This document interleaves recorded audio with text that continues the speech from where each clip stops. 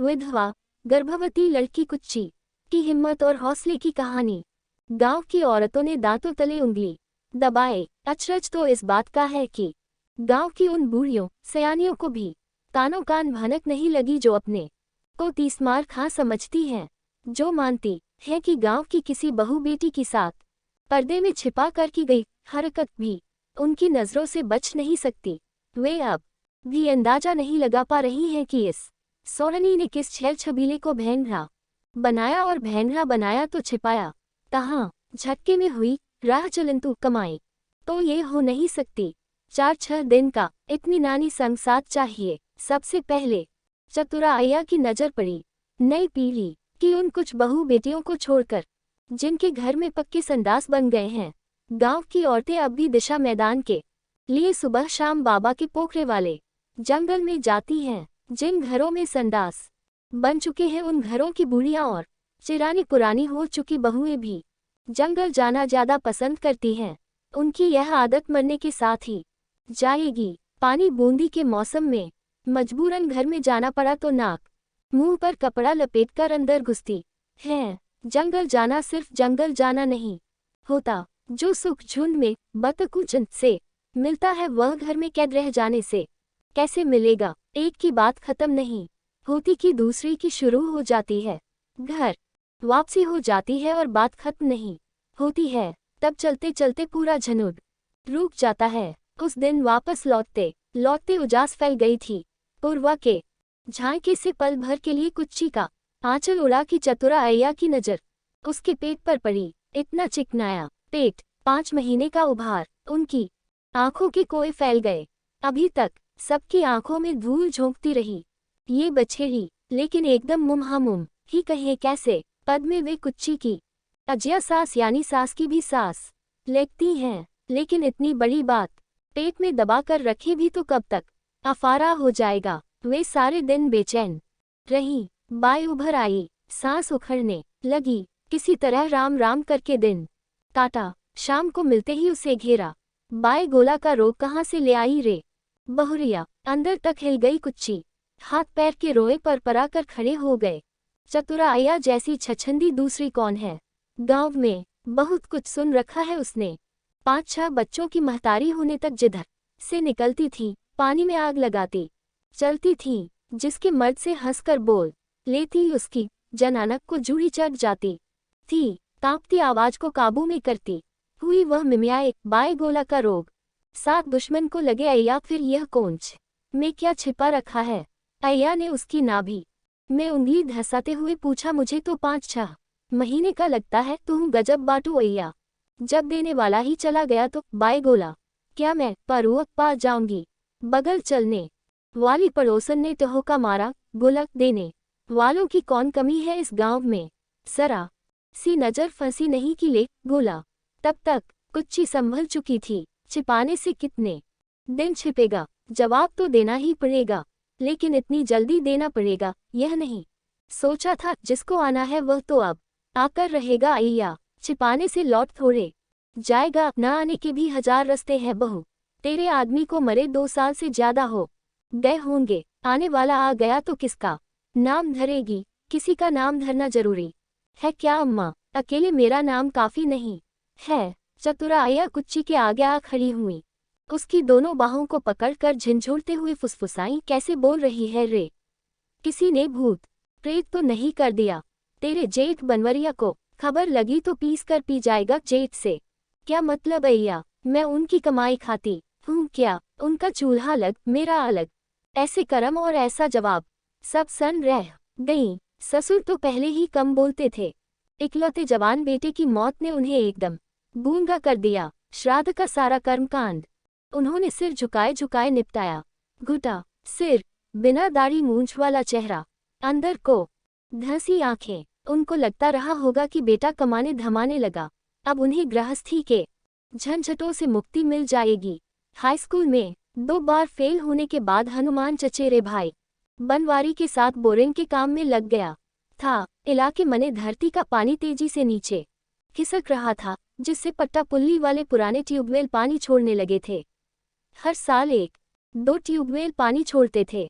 अब बिना 1.5 200 फीट गहरी बोरिंग किए बिना सबमर्सिबल मोटर डाले पानी नहीं मिलने वाला था। दोनों भाइयों ने सही समय पर इस काम में हाथ सधाया। 1500 रुपये रोज की कमाई करने लगे। मोटर और पाइप की खरीद पर डीलर से मिलने वाला कमीशन अलग। इस साल खुद अपने चक में बोरिंग कराने का इरादा किए था हनुमान कि वज्रपात हो गया। तेरही के दूसरे दिन जब सारे मेहमान चले गए तो कुच्ची के बाप ने उसे एक किनारे बुलाकर मध्यम आवाज में समझाया, तुम्हारा दाना पानी अब इस घर से रूठ गया बिटिया। अब यहाँ की मोह माया छोड़ो, कुछ खा पी लो और चलने की तैयारी करो। यहाँ की चीजें गहना गीठी सास को सौंप कर चलना है। पैर के नाखून से नम फर्श की मिट्टी कुरेदते सिर झुकाए उसने सुना, फिर अंदर जाकर अपनी कोठरी में घुस गई। खड़े नहीं रहा गया, एक कोने में जमीन पर बैठ गई। यहाँ की चीजें क्या है? यहाँ की चीजें अभी तक यहाँ और वहाँ की चीजों को उलगाने की जरूरत नहीं पड़ी थी, आज पड़ गई। उसे परंपरा से पता था कि अब ये घर उसका नहीं रह जाएगा।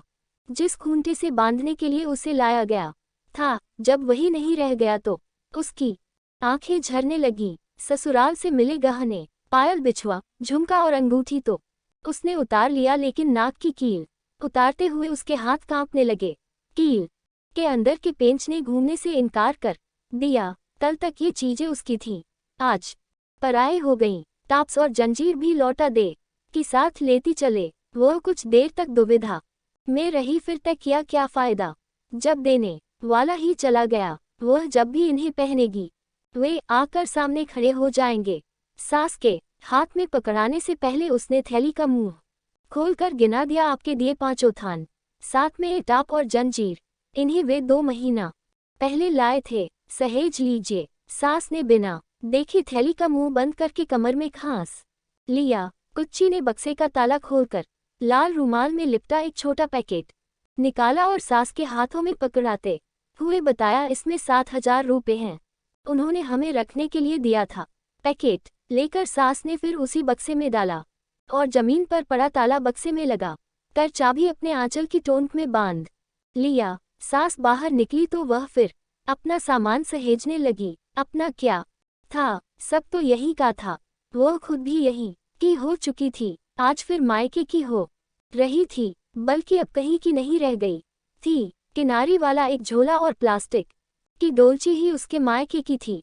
2 साड़ी, 2 ब्लाउज, पेटीकोट, एक छोटा शीशा, एक कंघी, सिंदूर की छोटी डिब्बी, क्लिप का पैकेट और सूती शाल जो विदाई के समय उसकी मामी ने दिया था। इन्हें रखने के लिए डोलची और झोला पर्याप्त थे। फ्रेम में मड़ा पति के साथ 3 महीने पहले खिंचाया हुआ एक फोटो भी आले से झांक रहा था। इसे वह अपनी चीज मान सकती थी कि नहीं, जो भी हो उसे भी उसने संभाल कर झोले में डाल लिया। विदाई की बात जान कर आसपास की औरतें भी आ गईं। एक लड़की ने उसकी डोलची और झोला उठा लिया। जेठानी उसे एनक्वार में लेकर बाहर निकलने में मदद करने लगी। 2 साल पहले घूंघट निकाले, गर्दन झुकाए, चूड़ियां खनकाते धीमे कदमों से चलते हुए उसने इस ड्योढ़ी में प्रवेश किया था। तांबे के पुराने बड़े पैसे के बराबर बुंदा लगाए, पान खाए, महावर से एड़ी रंगे, चुनरी ओढ़े हंसती हुई सास ने परीक्षण करने के बाद बड़े दुलार से उसे डोले से उतारा था। पलास के ताजे नर्म पत्तलों पर एक एक पैर रखवाते हुए एनक्वार में समेटकर ड्योढ़ी के अंदर प्रवेश कराया था। एक एक पत्तल बिछाने के एवज में नाव ने नेग में 1-1 रुपये लिए थे। 11 कदम के 11 रुपये। कौपते कदमों से चलती हुई वह बाहर आई। एक तरफ ससुर चारपाई पर बैठे थे, सिर का पल्लू थोड़ा आगे खींचकर उसने ससुर के पैर पकड़ लिए। खता कसूर माफ करना बाबू, बूढ़ू फफक पड़े बेटे को तो भगवान ले गए समधी, उन पर कोई जोर नहीं चला। बहू को आप लिए जा रहे हैं, अब हमारे दिन किसके सहारे कटेंगे? वापस ले जाने के लिए तो भेजे नहीं थे समधी, लेकिन कुच्ची के बाप का गला रूंध गया। वे अंगोछी से आंसू पोंछने लगे। लड़की ने झोला और डोलची साइकिल के हैंडल में दोनों तरफ टांग दिया। जेठानी को भेंटने के बाद कुच्ची ने सास के पैर छुए, फिर औरतों के समूह से गले मिलने, पैर छूने लगी। लौटी तो बाप ने पूछा दे दिया सब। उसने घूंघट तनिक उठाते हुए स्वीकार में सिर हिलाया। बाप ने ऊंची आवाज में बताया आपका दिया हुआ गहना गीठी सास को सौंप कर जा रही है मेरी बेटी, उसे इसी समय सहेज लीजिए समधी जी, ताकि बाद में कोई तकरार न पैदा हो। इतनी भीड़ देखकर बाहर बंधी भैंस खूंटे के चारों तरफ पगहे को पेरते हुए चौंकने लगी। ये भैंस भी गौने में उसके साथ मायके से आई थी। उसके आदमी को गवही खाने के नेग में दिया था उसके बप्पा ने, तो क्या उसके साथ भैंस को भी लौटना होगा। वह धीमे कदमों से भैंस के पास गई और उसके गले लग गई। किसी की नज़र उसके नंगे पैरों पर पड़ गई। एक लड़की दौड़कर अंदर गई और चप्पल की जोड़ी लाकर उसे पहनाने लगी। सास को अचानक दौती लग गई। औरतों ने उन्हें गिरने से बचाया और जमीन पर लिटा दिया। उनके मुंह में सीपी से पानी डालने की कोशिश होने लगी। मनों पर छींटे मारे जाने लगे। औरतों के बीच फुसफुसाहट तेज हो गई। चतुरा आया ने आगे बढ़कर उसके बाप से कहा, अभी बोए बूढ़ी बहुत सदमे में है समधी, खुद अपने खाने की सुध नहीं है और खूंटे से 4-4 जानवर बंधे हैं। ये बिना चारा पानी के मर जाएंगे। जाना तो एक दिन है ही, लेकिन आज का जाना ठीक नहीं लग रहा है। महीने खाड़ में जब ये दोनों प्राणी कुछ संभल जाते तब ले जाते तो न अखरता। बाप ने बारी बारी सबके चेहरे देखे, फिर बेटी का मुंह जोहा। कुच्ची ने स्वीकृति में सिर हिलाया, ठीक है, हम 1 आध महीने में आकर लिवा चलेंगे बिटिया। और साइकिल के हैंडल में टंगी डोलची झोला उतारकर बेटी के हाथ में पकड़ा दिया। हनुमान की लाश चिता पर रखने के साथ ही किसी चोर दरवाजे से बनवारी के मन में यह बात आई थी कि अब हनुमान की खेती बाड़ी घर दुआर पर उसी का हक है। खून के रिश्ते में सबसे नजदीक वही ठहरता है। जगैसर रमेसर 2 सगे भाई, जगैसर से वह और रमेसर से हनुमान। उसे आज से ही काका काकी का विश्वास हासिल करना होगा। पूरे 4 बीघे की खेती है। 4 बीघे का लालच कम नहीं होता। जमीन की कीमत पिछले 5-6 साल में किस तरह आसमान पर चढ़ी है, इसे क्या किसी को बताने की जरूरत है। ये तो कहो कि अभी काकी जिंदा हैं, न होती तो कौन रात के अंधेरे में अपनी औरत को काका का पैर दबाने के लिए भेज देता। कोई ठिकाना है, कौन कब बोए को रातों रात बोलेरो में बैठाकर ले उड़े, तहसील ले जाकर खुद को वारिस दर्ज करा ले या घर बार खेती बाड़ी की रजिस्ट्री करा ले। कोई ठिकाना है। जालिया लोगों के गिरोह मोटरसाइकिल पर इन दिनों गांव गांव घूम रहे हैं। किसकी खतौनी लगाकर 10-5 लाख का लोन ले उड़े। कोई ठिकाना है। बूढ़े अशक्त नावद या विधवा तो उनके लिए नर्म चारा है। पकड़ में भी आ गए, मुकदमेबाजी भी हो गई तो उन्हें चिंता नहीं। मुकदमे का फैसला होने के पहले वे बूढ़े विधवाएं बैकुंठ धाम चले जाएंगे। इसलिए न सिर्फ काका काकी के खाने पीने का बढ़िया इंतजाम करना है, बल्कि उनकी चेकीदारी भी करना है। कौन उनके घर आ जा रहा है, इस पर नजर रखनी होगी।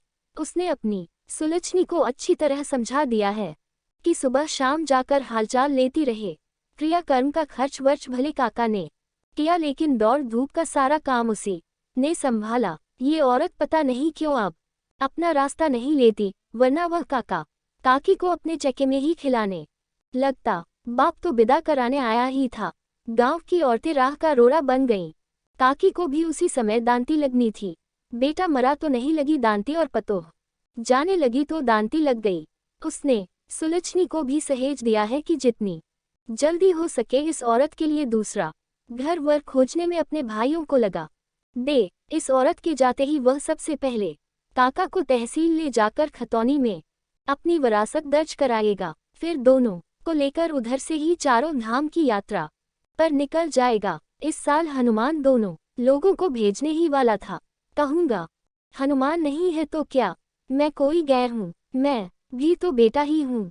सिर्फ खर्चा नहीं दूंगा, साथ साथ चलूंगा भी। सगे बेटे से बढ़ कर सेवा करूंगा। कहते हैं बद्रीनाथ का रास्ता इतना बीहड़ है कि कब कौन किस खड्ड में समा गया कुछ पता नहीं चल सकता। सीधे पतालपुरी पहुंचता है गिरने वाला। पहले के जमाने में तो जाने वाला अपना छत चावल छीट परोर जाता था, यानी घर परिवार से अंतिम विदा लेकर लौट आए तो ठीक, नहीं तो जय सियाराम रोते पीटते लौटकर दोनों का क्रियाकर्म कायदे से निपटा देना होगा। बस सहसा एक ख्याल ने उसके बदन में झुरझुरी पैदा कर दी। कहीं इस औरत की कोख में हनुमान का अंश न ठहर गया हो।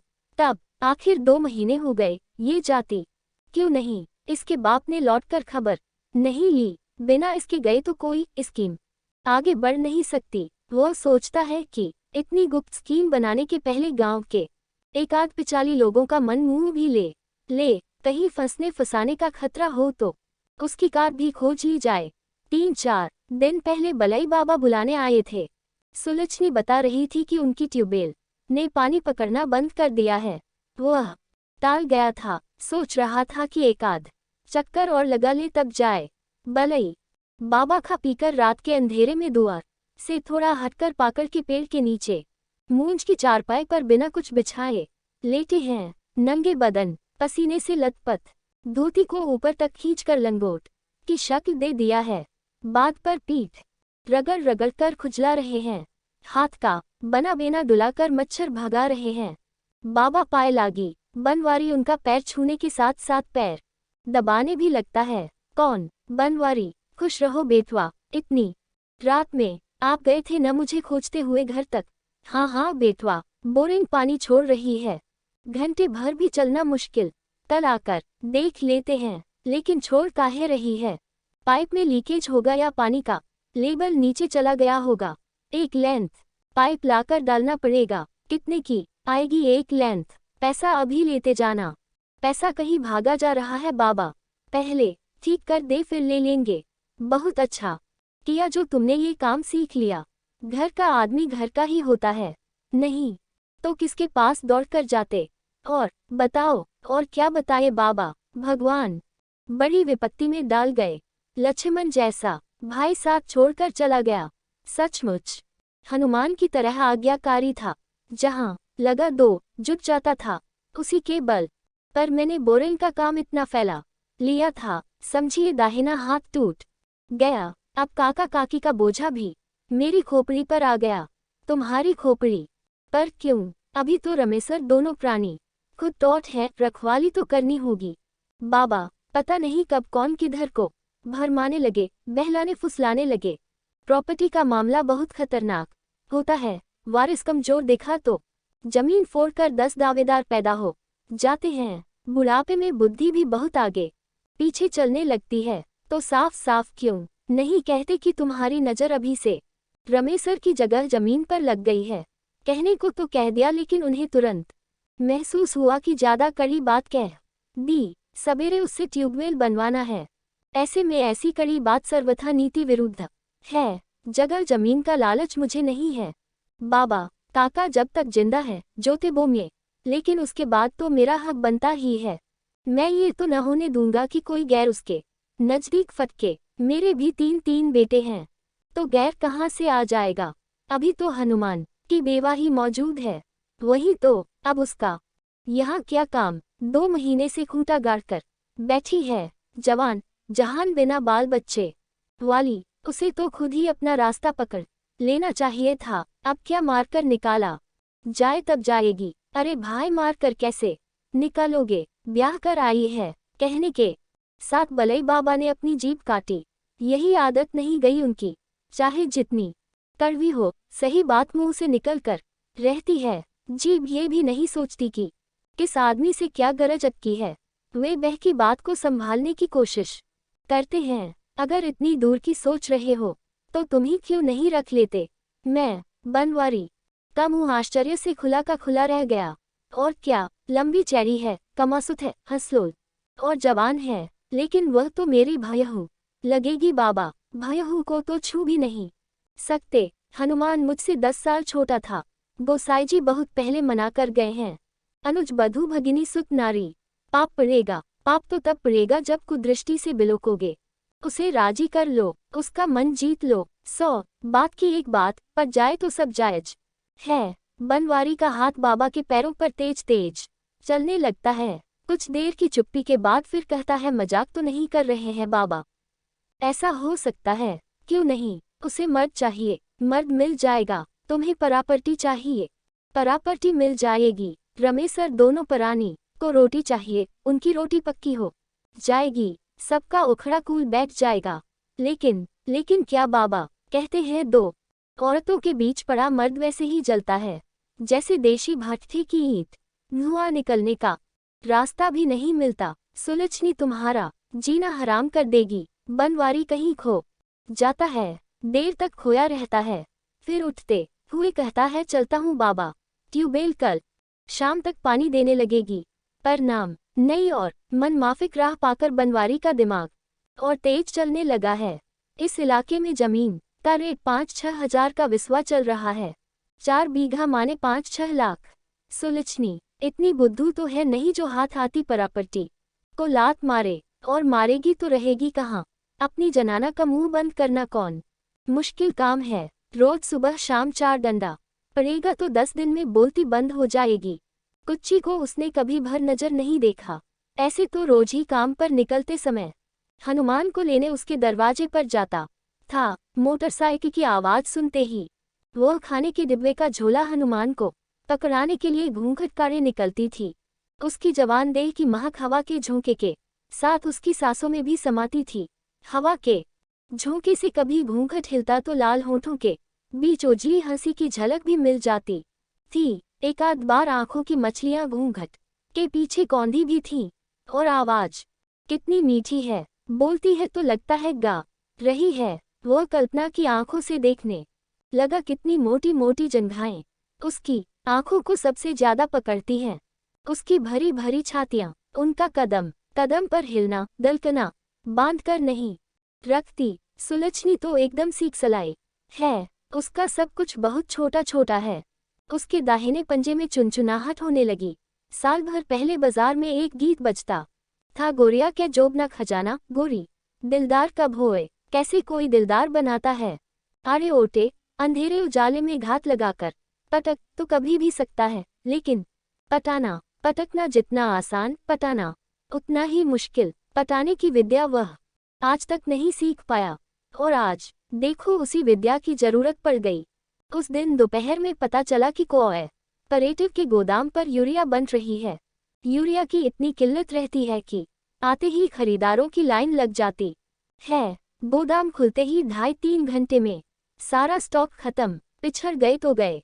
रवि की फसल के लिए 15-20 दिन बाद जरूरत पड़ने वाली थी। बुढ़ू यूरिया लेने चले गए तो जानवरों को चराने के लिए उसे जाना पड़ा। शाम को जानवरों को चरा कर लौट रही थी तो देखा खोर के बगल वाले खेत में जेठ धान के आखिरी बोझ के पास खड़े हैं। अब तक तो जेठानी भी साथ साथ धो रही थी, लेकिन लगता है आग अध्ययन के लिए वह घर चली गई। इंतजार कर रहे होंगे कि कोई उधर से गुजरे तो उसे बोझ उठाने के लिए आवाज दे। वह पास पहुंची तो उन्होंने हाथ के इशारे से बुलाया, जरा उठा दे रे छोटकी। वह न हाँ कह सकी न नहीं। सारी दुनिया को पता है कि छोटे भाई की पत्नी को छूने का पद नहीं पहुंचता बड़े भाई का। बनवारी के दोबारा बुलाने पर वह खेत की मेड़ तक पहुंचकर बोली, हम कैसे उठा दें, छू नहीं जाएगा। छू कैसे जाएगा, बीच में तो बोझ रहेगा। वह दुविधा में पड़ गई। पीठ पर पति की छाया रहती तब भी एक बात थी, बेवा औरत को ज्यादा ही फूंक फूंक कर कदम रखना होगा। पता नहीं किस बात का क्या मतलब निकाल लिया जाए। बनवारी ने मजबूरी बताई, कोई और दिखाई पड़ता तो मैं खुद ही तुझे न बुलाता। बात तो सही है, अगर वह बिना उठाए चली जाए तब भी ठीक नहीं लगता।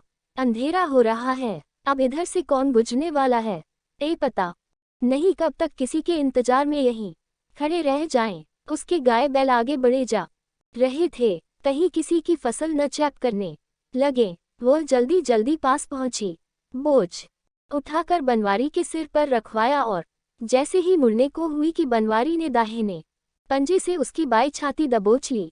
उसने चिहुक कर उसके हाथ को झटकना चाहा, लेकिन पकड़ इतनी सधी हुई थी कि मुक्त होने के लिए उसे जमीन पर बैठ जाना पड़ा। मार्क से उसकी आंखें भर भर आ गईं। इतना पाप पाले हुए हैं उसके लिए। अपने मन में संभली तो उठते हुए इतना ही बोल पाए, ये काम ठीक नहीं किया बड़कऊ। सब मन के मानने की चीज है रे। बोझ को सिर पर साधते हुए मुड़कर बोला बनवारी, एक दूसरे के काम आने से जिंदगी हल्की होकर कटती है। रूलाई के आवेग में उसे कुछ सुनाई नहीं पड़ा। बड़ी बेरहमी से पकड़ा था, जान निकल गई। वह कुछ देर वहीं खड़ी की खड़ी रह गई। बनवारी की इस घटियारी के बारे में सास को बताए या नहीं, अगर किसी ने देख लिया हो और बाद में सास को बताए तो वे यही